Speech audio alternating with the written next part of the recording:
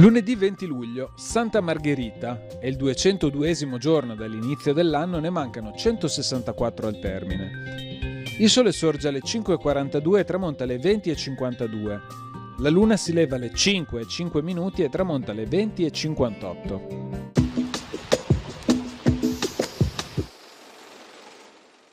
Viene reso permanente il tribunale conosciuto come Consiglio dei Dieci, istituito provvisoriamente al tempo della congiura di Baiamonte Tiepolo dal 1311, confermato per 5 anni e poi per altri 10 e altri 10. I consiglieri duravano in carica un anno, non ricevevano stipendio, non potevano assumere alcuna magistratura, non potevano essere parenti tra di loro.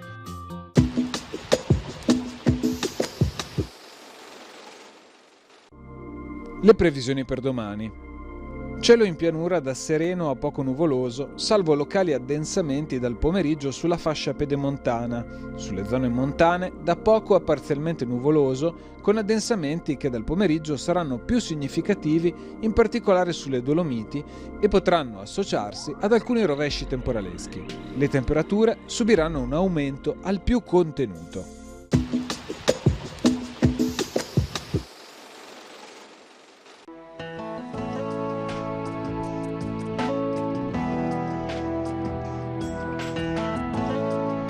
Ubicato ai piedi del Monte Piccolo e del Monte Ventolone nei Colli Euganei, il paese di Arquà ha origini molto antiche. Lo dimostrano i ritrovamenti di una stazione preistorica risalente all'età del bronzo. Successivamente fu abitato dagli Eneti. Sono molte le testimonianze della dominazione romana, a partire dai toponimi e dai reperti archeologici come cippi e corredi funerari, monete imperiali e condutture per lo scarico dell'acqua. In epoca medievale fu costruito un castello abitato da Rodolfo Normanno, come attesta un documento del 985.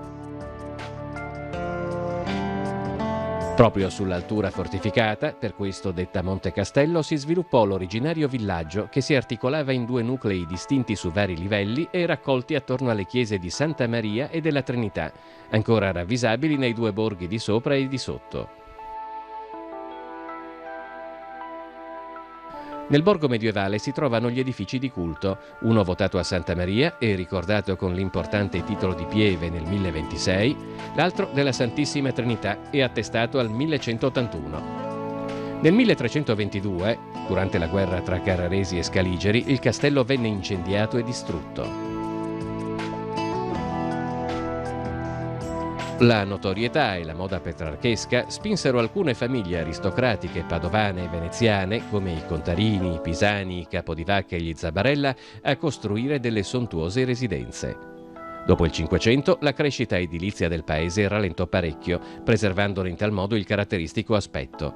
Ancora oggi, infatti, si possono ammirare le nobili dimore gotiche che circondano la piazza di Arquà Bassa, in cui domina l'arcipetrale di Santa Maria Assunta.